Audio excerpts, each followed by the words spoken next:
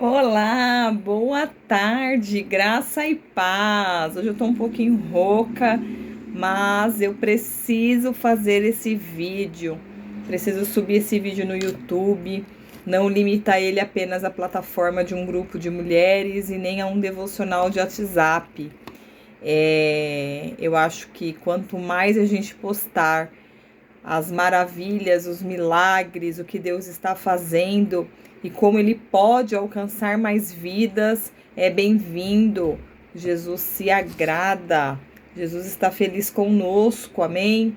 Estamos aqui diante dEle, nos prostrando, nos arrependendo, buscando santidade, buscando conhecimento. Ele nos chamou para isso. Está contando comigo e com você. Eu fiz um devocional. Geralmente os meus devocionais eles ficam longuíssimos. O Senhor vai aí liberando e aí eu vou fazendo e fico aqui 2, 3 horas estudando a palavra, buscando o Senhor, pedindo direcionamento e equilíbrio. O Senhor não nos deu espírito de medo, de covardia, Ele nos deu espírito de ousadia, de poder e de equilíbrio. Hoje o tema do devocional, o Senhor colocou aqui em meu coração, já mandei para algumas pessoas e postei aí em algumas plataformas, o Deus dos imperfeitos. Meu Deus, o Senhor nos chamou, somos imperfeitos e glória a Deus por isso. Você já imaginou todo mundo com asa de anjo? Todo mundo perfeito? Como é que o poder do Senhor ia manifestar na minha vida, na tua vida, né, irmãos? Então, o texto base para o devocional é 1ª carta aos Coríntios, capítulo 1, 28, bem conhecido, que diz assim: Ele escolheu o que para o mundo é insignificante, desprezado, e o que nada é, para reduzir a nada o que é. Você é desprezado, você é insignificante para o mundo, amém? Mas para Deus, você é um instrumento. A mão de Deus está suja de barro, o barro que são seus filhos. Ele está cuidando da gente, moldando, lapidando, certo? Tenha convicção disso. Nós precisamos da mão do Senhor para nos moldar, lapidar do jeito que Ele quer. Aí, o que o Senhor colocou aqui em meu coração foi assim: Deus não descarta nada e nem ninguém. Para Ele, nossas imperfeições e erros são ferramentas usadas aqui na terra para que o nome dele seja glorificado. Pense comigo: dores, traumas, erros, pecados, tantos outros problemas servem para revelar o poder de Deus na nossa vida. E aí tem o tal dos pronomes aí, das palavrinhas mágicas da Bíblia. A palavrinha mágica da Bíblia não é prosperidade, você vai ficar rico, amém, glória a Deus por isso. A palavrinha mágica na Bíblia, uma das é o mas. Mas ele busca coração arrependido, ele busca pessoas realmente com o coração arrependido dos seus pecados. Ele quer nos restaurar, o Senhor tem prazer nisso, mas Ele busca em nós verdadeiros adoradores em espírito e em verdade. Ele busca em nós santidade, renúncias. Antes fazia, agora não faz mais. Quando conhecemos Jesus, experimentamos o seu poder e seu amor. Consequentemente, todas as outras coisas perdem o valor. Ele busca pessoas arrependidas de seus maus caminhos, corajosas, ousadas, que buscam presença, intimidade, permanência e não a perfeição. Jesus nos libertou para testemunhar os seus grandes feitos e nos levantou, nos levanta, nos restaura diariamente. Aqui eu vou dar um parênteses, porque eu ouço muito na igreja, nos lugares que vou, que pessoas falam assim: ai, quando eu estiver pronto, eu vou e falo de Jesus. Quando eu tiver teologia de 15 anos de formada, diplomas, cursos e amém, irmãos? É bom fazer curso, é bom fazer teologia, é bom ler a palavra na sua casa, ter intimidade com Deus. O que eu mais tenho aqui é livro, né? Fiz muitos cursos aí durante esses 3 anos aí, quando me converti, e glória a Deus por isso. Pretendo fazer mais, porque conhecimento nunca é demais. Porém, cuidado para não matar o espírito, para abafar o espírito. Cuidado, porque às vezes nós buscamos em formações acadêmicas o que só o Espírito pode nos dar. E o Espírito pode te dar só através do arrependimento, da santidade. Cuidado, é muito bom a gente se aprofundar. Mas o Senhor, deixa eu falar para vocês, sabe qual que é a melhor pregação que você pode fazer na tua vida? A melhor pregação, você pode fazer aquela pregação que vai falar assim: nossa, tô chocada. É um testemunho. Cara, a hora que você abre tua boca para contar o teu testemunho, o céu abre, muralha quebra, corrente arrebenta e vidas são tocadas. Levar a palavra do Senhor, fazer o ID, pregar o evangelho, fazer aqui pregações expositivas, contextuais, falar mesmo das passagens bíblicas, reflexivas, amém. Isso é importante, precisamos sim pedir para o Senhor que Ele nos capacite para isso, buscar nele, né? Mas a hora, irmãos, que você abre tua boca e conta um testemunho que Deus fez, mas não tem uma muralha que fica de pé, mas não tem uma corrente que fica ainda lacrada, fechada, nenhum cadeado fechado. Acreditem, abram a boca para falar o que Deus já fez. Testemunho, conte testemunho, conte o que Deus já fez. Vai pro mundão, vai falar o que Deus fez na tua vida, o que você era, agora o que você é. As pessoas adoram ouvir a gente falar o que a gente era. O povo, sabe o que acontece? Contar uma coisa, vou te arrumar aqui, só por causa da cama ali, ninguém precisa ver minha cama. Até dar uma arrumada aqui nesse vídeo aqui. Olha lá. Ó. O povo é curioso. Vamos combinar? O ser humano adora falar dos outros. Adora. Tá? É, assim, precisa falar pra esse povo que fofoca é pecado. Mas, como tem muita gente ainda nessa vida aí de pecado, somos todos pecadores, nós sabemos disso, mas tem um povo que gosta de saber da vida dos outros. Você quer ver transformação na vida de alguém? Você quer ver o Senhor fazer uma grande obra na vida de alguém? Começa falando da tua vida, irmão. Começa falando, não dos outros. Não fala dos outros, não fala de ninguém. Começa falando de você. Como Deus te achou, como ele te alcançou. Dá um testemunho. Olha, eu estava no vício. Olha, eu fumava, eu bebia na prostituição. Tava, sei lá, conta aí o que Deus fez. As pessoas, elas param para prestar atenção. Elas ficam assim, ó, querendo saber qual que é o desenrolar da história. E o desenrolar da história é a redenção. O desenrolar da história é o que Deus faz agora. É o que Deus fez agora. É quando você fala assim: olha, eu vivia numa vida mundana. Eu fumei 20 anos cigarro e eu tentei parar de fumar 50 vezes e nunca consegui. Mas quando Jesus entrou, quando eu permiti que o Espírito Santo habitasse em mim, confessando Ele com os meus lábios, diante dos outros, como a palavra diz, quando eu aceito Jesus, porque Ele está à porta, Ele bate, mas Ele é um gentleman. Ele não vai invadir teu espaço. Ele vai te procurar, Ele vai estar do seu lado, Ele vai usar pessoas, ele vai bater na porta. Se você der acesso a esse Deus, se você der acesso a Jesus Cristo, ele vai entrar, irmãos. Ele vai entrar. E se ele entrar de verdade, sinto dizer para vocês, para os opositores: Espírito Santo não fuma. Espírito Santo não bebe. Espírito Santo não usa droga. Espírito Santo não se prostitui. Espírito Santo não sonega imposto.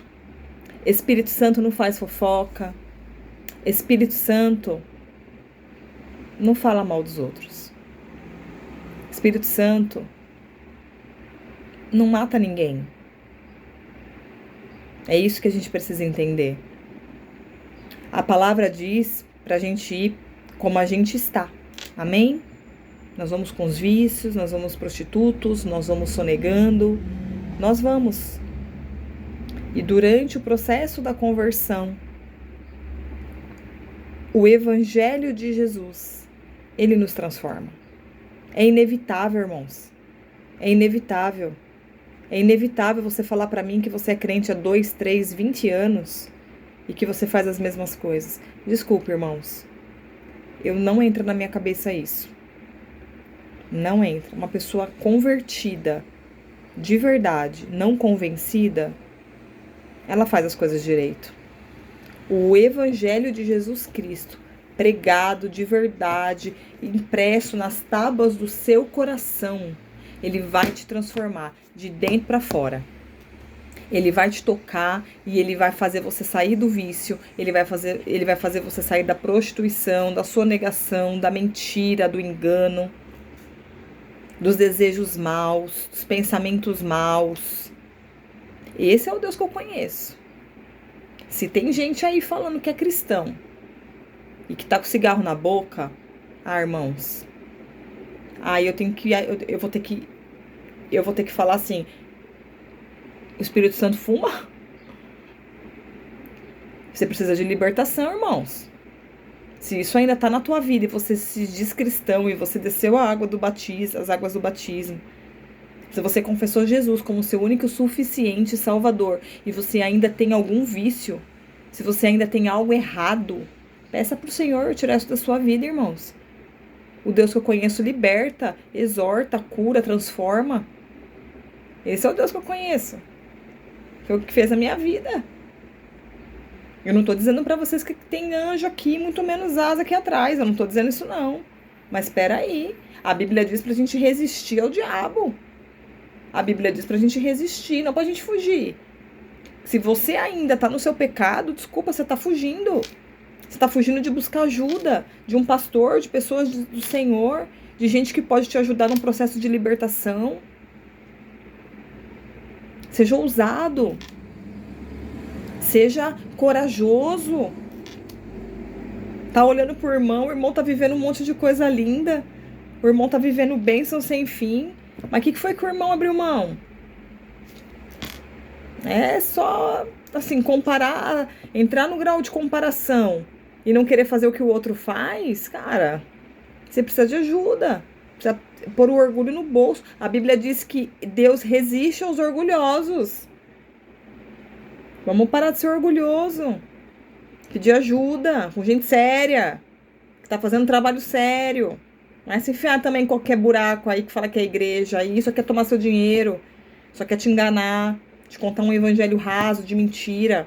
Se aprofunda na palavra, vai pro teu secreto, pega a Bíblia, vai ler a Bíblia. Peça pro Senhor libertação, peça pro Senhor trocar tua mesa. Amém? Seguindo aqui. Aí eu tenho esse ponto aqui que eu gosto, ó. Se por muito tempo vivemos presos, envergonhados, oprimidos e calados, hoje é tempo de liberdade e avivamento. Lembrando que sem arrependimento não há avivamento. Ele nos chamou individualmente, glória a Deus, cada um na sua medida, cada um do que cada um quis entregar, e glória a Deus. Deus me chamou no meu secreto, Deus me chamou na hora que eu estava no fundo do poço. Eu tinha tentado o suicídio aí alguns dias antes no meu apartamento. O Senhor usou um casal aí abençoado para me encaminhar, me guiar ali para a igreja, e ali eu fui liberta. Não é sobre o templo, tá? Não é sobre a comunidade de fé no início.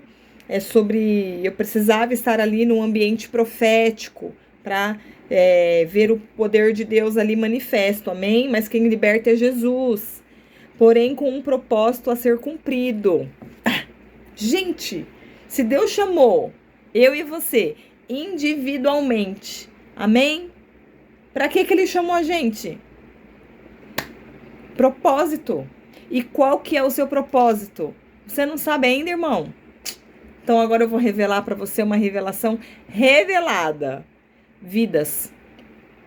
Deus tem um propósito que é vidas. Através da sua vida, através da minha vida, outras vidas serão alcançadas. Ou você acha de verdade que a obra da cruz foi só para você? Não foi só para você. A obra da cruz não foi especialmente para você. A obra da cruz foi para todos nós. E o Senhor nos chamou individualmente, contando com a nossa ousadia, com a nossa maturidade, com a nossa rendição a Ele, humildade, para que outras vidas sejam alcançadas. Seria muita pretensão nossa achar que Ele morreu só por você e por mim, não é verdade? Aí, para terminar, vamos, levante-se. Mesmo imperfeitos, contudo, arrependidos, Jesus conta com a nossa ousadia e os testemunhos gerados em meio ao caos, para que outras pessoas possam experimentar o amor de Deus. Ele andava com os imperfeitos, gerava neles testemunhos e os ensinava para que todos pudessem ter acesso a essa verdade. João 8, 36.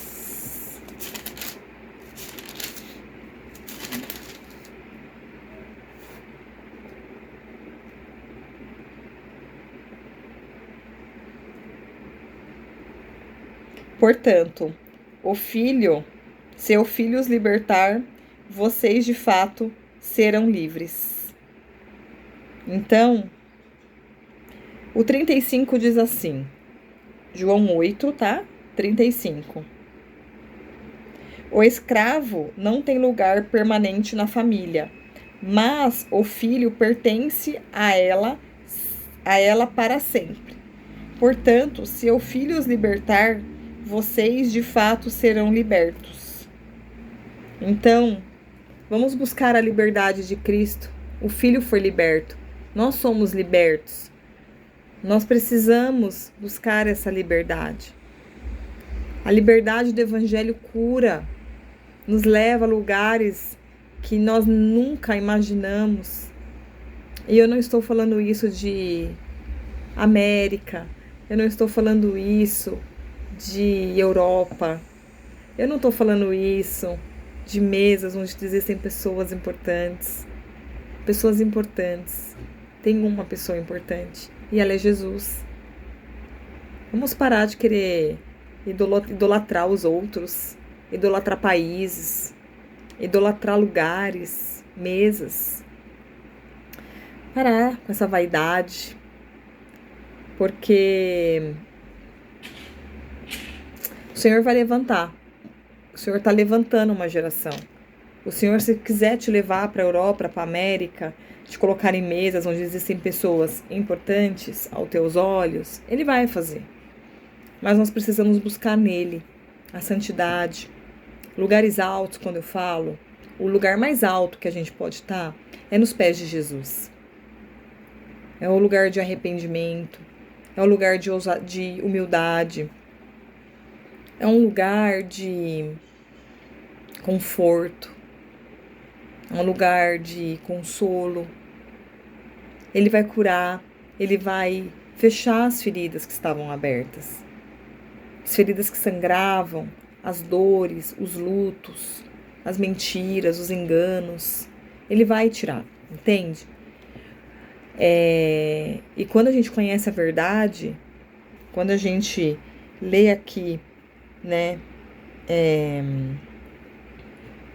o evangelho todo, né, os 4 evangelhos ali, Mateus, Lucas, João e Mateus, João, Lucas, eu sempre esqueço mais um. Tá vendo como eu não sou perfeita? E Marcos, tá vendo como eu não sou perfeita? João, Marcos, Lucas e Mateus. Quando a gente lê os evangelhos, os 4 em específico, a gente vê o que Jesus, quando ele passou aqui, né, seus 3 anos e meio aí, o que ele fez? E eu fico encantada, eu fico assim, em êxtase, realmente buscando isso no Senhor, realmente buscando. Eu tenho uma imaginação um pouco fértil demais, eu imagino até a cena, sabe? A cena que mais me vem, assim, que eu levo para minha vida é a mulher do fluxo de sangue. É uma pregação muito conhecida, uma passagem, né, muito conhecida, muito pregada nas igrejas. 12 anos sofrendo de hemorragia, e tão somente eu tocar, eu serei curada, né? A gente precisa buscar esse tão somente eu tocar. Tão somente eu tocar na orla dele, nas vestes dele, eu serei curado. Quantas passagens, quando ele cura o endemoniado, o homem causava na rua, na cidade, ele cura, liberta o homem, e o homem fala, eu quero ir com você. Ele fala, não, você não vai comigo, você volta pra tua família lá e vai falar o que eu fiz. Ele levantou esse homem como um evangelista na cidade.